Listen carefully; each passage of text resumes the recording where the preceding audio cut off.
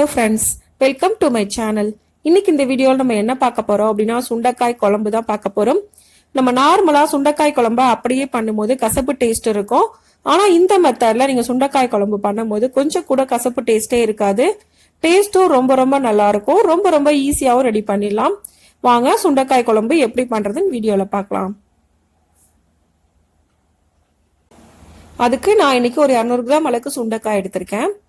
சுண்டைக்காயில இது மாதிரி காம்பெல்லாம் இருக்கும், அதெல்லாத்தையும் கிளீன் பண்ணி எடுத்து வச்சிருக்கேன்.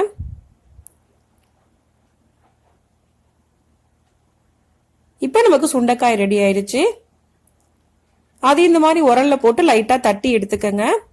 உள்ள இருக்க விதை மட்டும் வெளியில வந்தா போதும், ரொம்ப அரைக்கணும்னு அவசியம் இல்லை.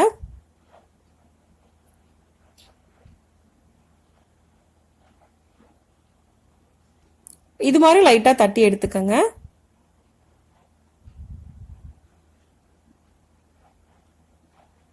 அதே மாதிரி கொஞ்சம் கொஞ்சமா எல்லா சுண்டைக்காய் போட்டு நம்ம தட்டி எடுத்துக்கலாம். இப்ப எல்லா சுண்டைக்காயும் தட்டி எடுத்தாச்சு. இந்த மாதிரி தட்டணும்.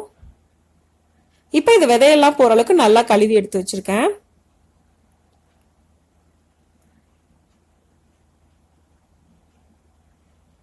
இப்போ ஒரு மிக்ஸி ஜார் எடுத்துக்கலாம். அதுல 2 தக்காளி நான் ஆட் பண்றேன்.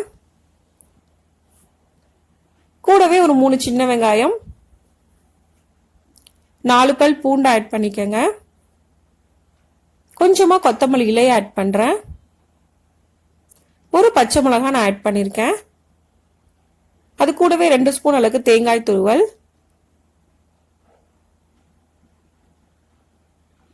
இப்ப இது கூட காரத்துக்கு ஏற்ற மாதிரி மிளகாய் தூள் நம்ம ஆட் பண்ணிக்கலாம். நான் இன்னைக்கு 2 ஸ்பூன் அளவுக்கு ஆட் பண்ணிருக்கேன். 1/2 ஸ்பூன் அளவுக்கு மஞ்சள் தூள். இது எல்லாத்தையும் சேர்த்து நல்லா ஃபைன் பேஸ்டா அரைச்சி எடுத்துக்கங்க.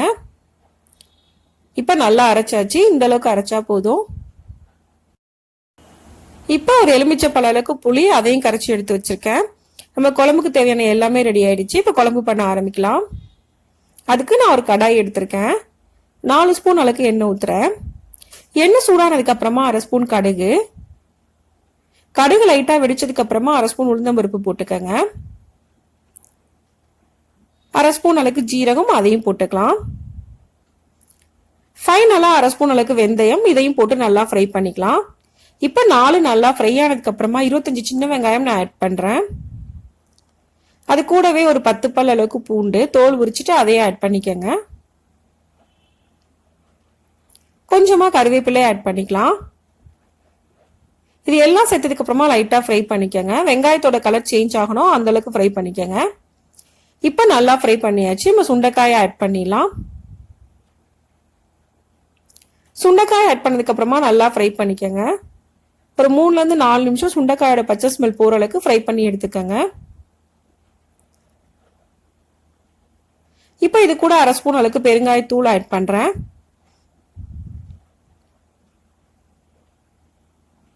இப்ப இது எல்லாம் நல்லா ஃப்ரை ஆயிடுச்சு. நம்ம அரைச்சு வச்சிருக்க பேஸ்டை ஆட் பண்ணிடலாம். இதையும் ஆட் பண்ணதுக்கு அப்புறமா வெங்காயம் தக்காளியோட பச்சை ஸ்மெல்லாம் போற அளவுக்கு இது நல்லா வதக்கிக்கங்க.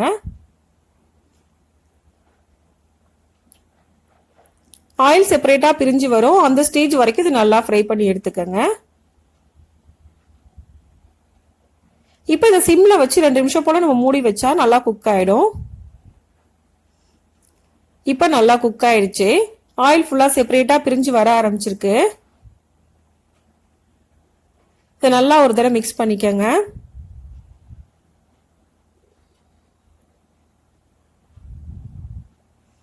இந்த ஸ்டேஜ்ல நம்ம கரைச்சி வச்சிருக்க புளியை இது கூட ஆட் பண்ணிடலாம்.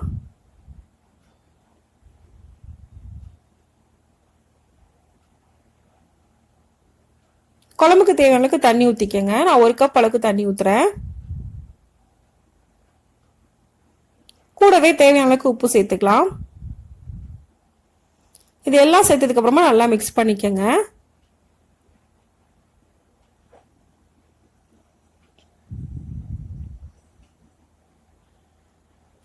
இப்ப இதை மூடி வச்சு ஒரு 10 நிமிஷம் போல குக் பண்ணா போதும், நமக்கு குழம்பு ரெடி ஆயிடும்.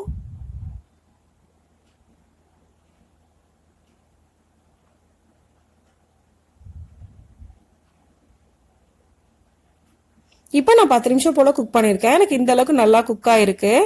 ஆயில் ஃபுல்லா செப்பரேட்டா பிரிஞ்சு வந்திருக்கு.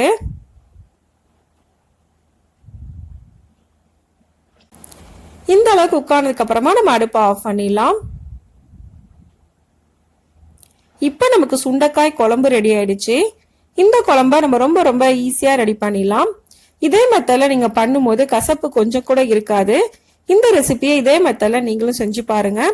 இந்த வீடியோ உங்களுக்கு பிடிச்சிருந்தா லைக் பண்ணுங்க, ஷேர் பண்ணுங்க, கமெண்ட் பண்ணுங்க. மறக்காம சேனலை சப்ஸ்கிரைப் பண்ணுங்க. தேங்க்ஸ் ஃபார் வாட்சிங்.